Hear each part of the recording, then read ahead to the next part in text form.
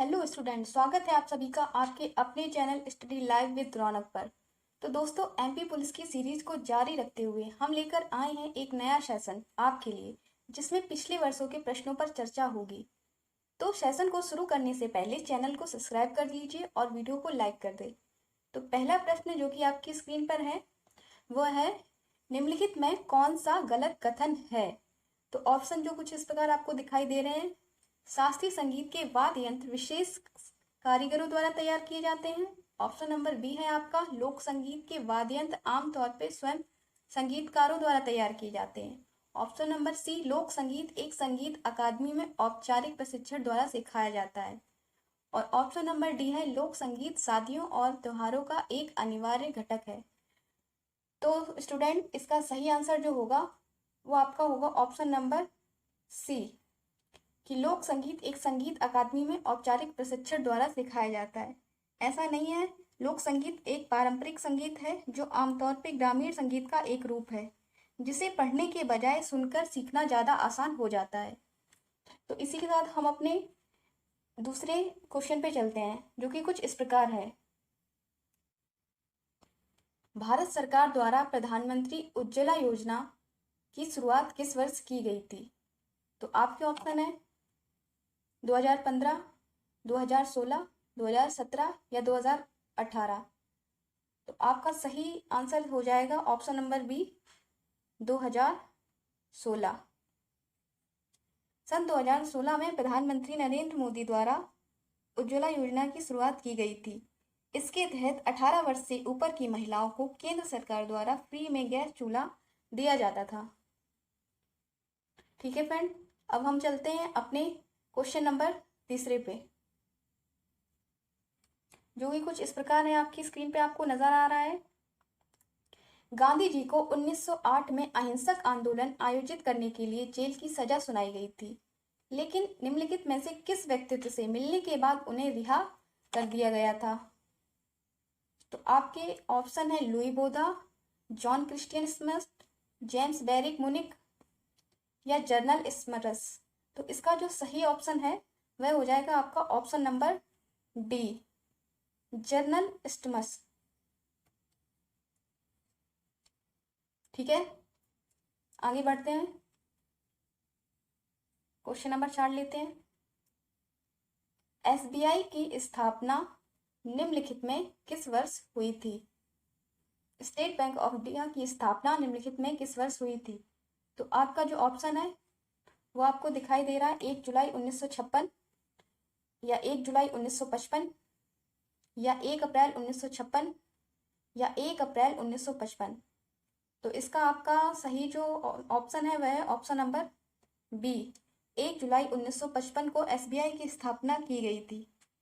SBI की स्थापना imperial bank के उत्तराधिकारी के रूप में संसद के एक अधिनियम द्वारा की गई थी। तो इसके साथ ही हम अपने अगले क्वेश्चन पे चलेंगे, जो है क्वेश्चन नंबर 5। निम्नलिखित में कौन सी नदी भ्रंश घाटी से होकर निकलती है या प्रवाहित होती है। तो आपको जो ऑप्शन दिखाई पड़ रहे हैं वो है option number A Krishna, option number B Godavari, option number C Tapti और ऑप्शन नंबर डी कावेरी। तो आपका जो ये सही आंसर है यह है option number C, Tapti. Tapti नदी भ्रंश घाटी से होकर प्रवाहित होती है, और ताप्ती के साथ साथ एक नर्मदा नदी भी है जो भ्रंश घाटी से होकर प्रवाहित होती है, और यह क्षेत्र कोयला भंडार की दृष्टि से बहुत ही महत्वपूर्ण है। चलिए फ्रेंड्स, आगे चलते हैं, क्वेश्चन नंबर 6 लेते हैं हम लोग, जो कि कुछ इस प्रकार है। निम्नलिखित में से किस काल को भारतीय संगीत का स्वर्ण युग कहा जाता है। आपके ऑप्शन कुछ इस प्रकार दिए हैं, मौर्य युग, इंडो ग्रीक, कुषाण काल या गुप्त युग। तो इसका जो सही आंसर है वह आपका हो जाएगा ऑप्शन नंबर डी, गुप्त युग। गुप्त युग को भारतीय संगीत का स्वर्ण युग कहा जाता है। ठीक है स्टूडेंट, अब आगे चलेंगे क्वेश्चन नंबर 7 पे। क्वेश्चन नंबर 7 है कि सिकारा उत्सव किस क्षेत्र में मनाया जाता है। और आपके ऑप्शन कुछ इस प्रकार है। ऑप्शन नंबर ए हो जाएगा आपका लद्दाख, ऑप्शन नंबर बी डल झील, ऑप्शन नंबर सी जम्मू क्षेत्र और option number D Himachal Pradesh. तो सिकारा आपका डल झील में मनाया जाने वाला एक उत्सव है और डल झील अपने हाउस बोटों के लिए बहुत प्रसिद्ध है। और ये जो हाउस बोट होती हैं इन्हीं को हम शिकारा के रूप में जानते हैं। और इसी के साथ हम अपना अगला क्वेश्चन लेंगे, जो कि है क्वेश्चन नंबर 8। क्वेश्चन नंबर 8 है आपका, हाल ही में मध्य प्रदेश के मुख्यमंत्री ने वीरता के क्षेत्र में किस शौर्य पुरस्कार की घोषणा की? तो आपके ऑप्शन है, option number A Rani Durgavati, option number B Birsa Munda, और option number C Maharana Pratap, या option number D Rani Avantibai. तो इसका जो सही ऑप्शन हो जाएगा आपका option number C Maharana Pratap. तो मध्य प्रदेश के मुख्यमंत्री डॉक्टर शिवराज सिंह चौहान ने महाराणा प्रताप के नाम से शौर्य पुरस्कार की घोषणा की थी। ठीक है, चलिए आगे बढ़ते हैं।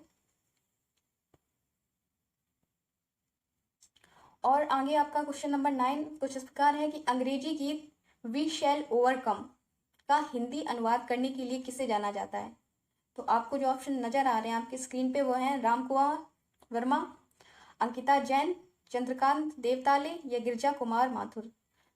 तो स्टूडेंट इसका जो सही आंसर है आपका वो ऑप्शन नंबर डी गिरजा कुमार माथुर। गिरजा कुमार माथुर को वी शैल ओवरकम का हिंदी अनुवाद करने के लिए जाना जाता है। इसका हिंदी अनुवाद है हम होंगे कामयाब। यह गीत 20वीं सदी में नागरिक अधिकार आंदोलन का प्रधान स्वर बना। इसे हम होंगे कामयाब हिंदी अनुवाद किया था। ठीक है फ्रेंड्स, चलिए आगे चलते हैं अपने क्वेश्चन नंबर 10 पे, जो कि आपको दिखाई दे रहा है कि गाहिरा गाहिरा जो है वह किसके लिए प्रसिद्ध है? तो आपके ऑप्शन है पत्थर का शिलालेख, या विशाल मूर्तियां, फ्रेस्को पेंटिंग, या यूनेस्को विश्व धरोहर स्थल। तो गाहिरा फ्रेस्को पेंटिंग के लिए प्रसिद्ध है। इसके लिए प्रसिद्ध है, फ्रेस्को पेंटिंग के लिए प्रसिद्ध है। ये भित्ति चित्र होते हैं। चलिए आगे चलते हैं, क्वेश्चन नंबर 11 पे चलेंगे कि टीला स्मारक के नाम से विख्यात विष्णु मंदिर का भग्नावशेष कहाँ अवस्थित है? तो आपके ऑप्शन है पवाया, अमरोलो, एंट्री, या गौसपुरा। तो टीला स्मारक नाम से विख्यात विष्णु मंदिर के भग्नावशेष पवाया नामक स्थान पे मिलते हैं। पवाया एक जगह है जो ग्वालियर में स्थित है। कहाँ पर स्थित है? ग्वालियर में स्थित है। वहीं पे प्रसिद्ध विष्णु मंदिर के भग्नावशेष मिलते हैं। अब हम लोग आगे बढ़ेंगे, क्वेश्चन नंबर 12 पे चलेंगे कि किस राष्ट्रीय उद्यान की पश्चिमी सीमा तवा बांध और जलाशय द्वारा बनाई गई है? तो आपको ऑप्शन में दिखाई दे रहे हैं कान्हा, बांधवगढ़, सतपुड़ा, या पन्ना। तो आपको बता दें कि आपका इसमें ऑप्शन नंबर सी सतपुड़ा सही है। सतपुड़ा राष्ट्रीय उद्यान एमपी के होशंगाबाद जिले में है, और जो कि राष्ट्रीय उद्यान की पश्चिमी सीमा तवा बांध और जलाशय द्वारा बनाई गई है। ठीक है स्टूडेंट, आगे चलेंगे अपने क्वेश्चन नंबर 13 पे कि धूपगढ़ चोटी की ऊंचाई कितनी है? आपके ऑप्शन है 1033 मीटर, 1150 मीटर, 1513 मीटर, या 1360 मीटर। तो इसका जो सही ऑप्शन हो जाएगा आपका option number D 1360 metre. Dhupgarh चोटी की ऊंचाई 1360 मीटर है, जो कि महादेव पर्वत पर स्थित है। के साथ ही हम अपना अगला क्वेश्चन अब लेंगे, जो कि है क्वेश्चन नंबर 14। ये है अड्डा कहाँ पर स्थित है? तो प्रसिद्ध राजा के नाम पे राजा भोज हवाई अड्डा भोपाल में स्थित है। यह एमपी में स्थित प्राथमिक हवाई अड्डा है, जो कि गांधीनगर के क्षेत्र में स्थित है। तो ये कहाँ स्थित है? भोपाल में स्थित है। चलिए अब आगे चलेंगे, हम अब अपना क्वेश्चन नंबर 15 लेते हैं, जो कि कुछ इस प्रकार आपका दिखाई दे रहा है कि मध्य प्रदेश में लघु वनोपज व्यापार और विकास सहकारी समिति की स्थापना निम्नलिखित में किस वर्ष में हुई थी? तो आपके जो ऑप्शन है वो आपको दिखाई दे रहे हैं। ऑप्शन नंबर ए आपका हो जाएगा 1999 में, या 1945 में, 1933 में, या 1984 में। तो इसका जो सही आंसर है वह आपका ऑप्शन नंबर डी हो 1984 में लघु वनोपज सहकार समिति की स्थापना की गई थी, जिसका उद्देश्य था व्यापार में वनवासियों को लाभ देना। चलिए स्टूडेंट, इसके साथ हम अपना अगला क्वेश्चन ले लेते हैं, जो कि है क्वेश्चन नंबर 16, और वो आपको दिखाई दे रहा है कि निम्नलिखित में किस वर्ष न्यायिक अधिकारी प्रशिक्षण संस्थान का नाम बदलकर न्यायिक अधिकारी प्रशिक्षण एवं अनुसंधान संस्थान कर दिया गया। तो आपके ऑप्शन है, ऑप्शन नंबर ए 1999 या 2000, 2001 या 2002। तो आपका जो ऑप्शन इसमें सही हो जाएगा वो हो जाएगा 2002। सन 2002 में न्यायिक अधिकारी प्रशिक्षण संस्थान का नाम बदल के न्यायिक अधिकारी प्रशिक्षण एवं अनुसंधान संस्थान कर दिया गया था। ठीक है स्टूडेंट्स, अब आगे चलेंगे क्वेश्चन नंबर 17 पे, जो कि है निम्नलिखित में कौन मध्य प्रदेश के उच्च न्यायालय के वर्तमान मुख्य न्यायाधीश हैं। क्वेश्चन ऑप्शन जो आपको दिखाई दे रहे हैं वह ऑप्शन नंबर ए न्यायमूर्ति Ravi Malimath, option number B justice Sheel Nagu, option number C है आपके न्यायमूर्ति हम्माद रफीक, या ऑप्शन नंबर डी आपका जस्टिस अजय कुमार मित्तल। तो स्टूडेंट, इसका जो सही आंसर है वो आपका है ऑप्शन नंबर ए न्यायमूर्ति रवि मलिमथ। न्यायमूर्ति रवि मलिमथ हैं जो वर्तमान में उच्च न्यायालय के मुख्य न्यायाधीश बने हैं। इसके साथ हम अपना क्वेश्चन नंबर 18 लेंगे, जो कि है दक्षिण पूर्व एशियाई राष्ट्र संघ आसियान, जिसे आसियान भी कहते हैं, उसकी स्थापना किस वर्ष हुई थी। तो आपको ऑप्शन जो दिखाई दे रहे हैं 1957, 1967, 1962 या 1952। तो इसका सही आंसर हो जाएगा 1967। तो आसियान की स्थापना फ्रेंड्स 8 अगस्त 1967 को बैंकॉक थाईलैंड में हुई थी। कहाँ पर हुई थी? बैंकॉक के थाईलैंड में हुई थी। 8 अगस्त 1967 में आसियान की स्थापना हुई थी। चलिए आगे चलते हैं क्वेश्चन नंबर 19 पे, कि बोल्ड मिशन की शुरुआत किस राज्य से की गई। तो ऑप्शन जो कुछ इस प्रकार है, राजस्थान, हरियाणा, पंजाब या असम। तो बोल्ड मिशन की शुरुआत राजस्थान से की गई थी। राजस्थान एक ऐसा राज्य है जिसमें बोल्ड मिशन की शुरुआत सबसे पहले की गई है। चलिए अब हम लेते हैं क्वेश्चन नंबर 20, जो कि है शेख जायद पुरस्कार, शेख जायद बुकर पुरस्कार जीतने वाली भारतीय महिला कौन बनी। तो ऑप्शन आपके आशा भोसले, ताहिरा कुतुबुद्दीन, हुमा कुरैशी या हमसा खान। तो इसका आंसर हो जाएगा option number C, Tahira Qutbuddin. Tahira Qutbuddin एक भारतीय नागरिक है,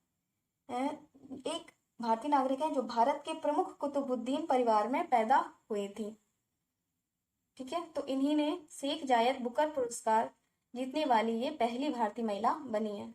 इसी के साथ हम अपना क्वेश्चन नंबर 21 लेंगे, जो कि है संघनन एक प्रक्रिया है जब। तो इसका ऑप्शन जो आपको दिखाई दे रहे हैं वो है पानी बारिश की बूंदों के रूप में पानी बनाने के लिए ठंडा हो जाता है, जल वाष्प बनाने के लिए गर्म होता है, पानी ठोस से तरल में परिवर्तित हो जाता है, या पानी तरल से गैसों में परिवर्तित हो जाता है। तो इसका जो ऑप्शन नंबर ए आपको दिखाई दे रहा है वो बिल्कुल सही है। पानी बारिश की बूंदों के रूप में पानी बनाने के लिए ठंडा हो जाता है। इसे अगर हम सरल भाषा में समझें तो यह एक ऐसी प्रक्रिया है जिसमें कोई गैस ठंडी होकर द्रव अवस्था में बदल जाती है, जो कि संघनन कहलाती है। ठीक है स्टूडेंट्स, अब हम चलेंगे अपने क्वेश्चन नंबर 22 पे, जो कि है स्वच्छता भी के विकास में एक अच्छी भूमिका निभाती है। तो स्वच्छता किसके विकास में एक अच्छी भूमिका निभाती है। तो आपके ऑप्शन है रोग, स्वास्थ्य, निष्क्रिय या विकार। तो आपको ये ऑप्शन दिखाई दे रहा है, तो आपको इसमें दिखाई दे रहा है कि रोग तो हो नहीं सकता और निष्क्रिय भी नहीं होगा, ना विकार। तो इसका सही आंसर जो होगा ऑप्शन नंबर बी, स्वास्थ्य। स्वच्छता भी स्वास्थ्य के विकास में एक अच्छी भूमिका निभाती है। ठीक है स्टूडेंट, चलिए अपने नेक्स्ट क्वेश्चन पे चलते हैं। क्वेश्चन नंबर 23 पे चलेंगे, जो कि है 20,000 हर्ट्ज से अधिक आवृत्ति की ध्वनि कहलाती है। तो आपके ऑप्शन जो हमें दिखाई दे रहे हैं स्क्रीन पे वह है अल्ट्रासोनिक ध्वनि, इंफ्रासोनिक सोनिक, श्रव्य ध्वनि या शोर। तो 20,000 हर्ट्ज से अधिक आवृत्ति की ध्वनि कहलाती है अल्ट्रासोनिक ध्वनि। इसे हम हिंदी में परा श्रव्य ध्वनि के नाम से भी जानते हैं। किस नाम से जानते हैं फ्रेंड्स? पराश्रव्य ध्वनि के नाम से भी जानते हैं। जब कोई ध्वनि 20,000 हर्ट्ज से अधिक आवृत्ति में परिवर्तित हो जाती है तो अल्ट्रासोनिक ध्वनि या पराश्रव्य ध्वनि के रूप में जानते हैं। चलिए अब आगे बढ़ेंगे।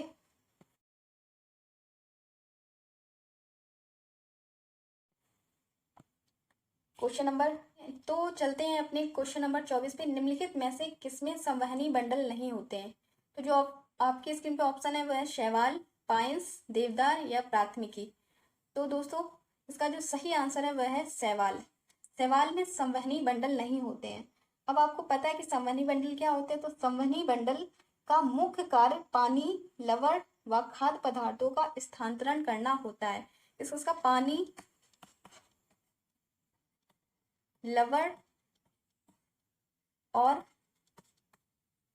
खाद्य का स्थानांतरण करना संवहनी बंडल का मुख्य कार्य होता है। चलिए इसके साथ हम अपना आखिरी क्वेश्चन भी लेते हैं, जो कि है क्वेश्चन नंबर 25। निम्नलिखित में से कौन सा वह तरीका नहीं है जिससे हम कागज का पुनः उपयोग कर सकते हैं? तो जो ऑप्शन है वो कुछ इस प्रकार है आपके। हम इस्तेमाल किए गए कागजों से ग्रीटिंग कार्ड बना सकते हैं, हम इस्तेमाल किए गए कागजों से दीवार कला बना सकते हैं, अखबार या पुराने रैपिंग पेपर का उपयोग पैकेज, पैडिंग, थ्रेड या क्रम्पल के रूप में किया जा सकता है। और ऑप्शन नंबर डी है, हम छोटे काम के लिए अधिक कागज का उपयोग कर सकते हैं। तो इसका जो सही आंसर हो जाएगा वो हो जाएगा फ्रेंड्स कि हम छोटे काम के लिए अधिक कागज का उपयोग कर सकते हैं। तो फ्रेंड्स इसी प्रश्न के साथ आपका आज का सेशन यहीं समाप्त होता है। आप जुड़े रहें हमसे स्टडी लाइव विद रौनक पर। और स्टूडेंट्स अगर आपको वीडियो पसंद आई हो तो लाइक, शेयर और चैनल को सब्सक्राइब करना ना भूलें। मिलते हैं आपसे एक नई वीडियो के साथ, तब तक के लिए नमस्कार।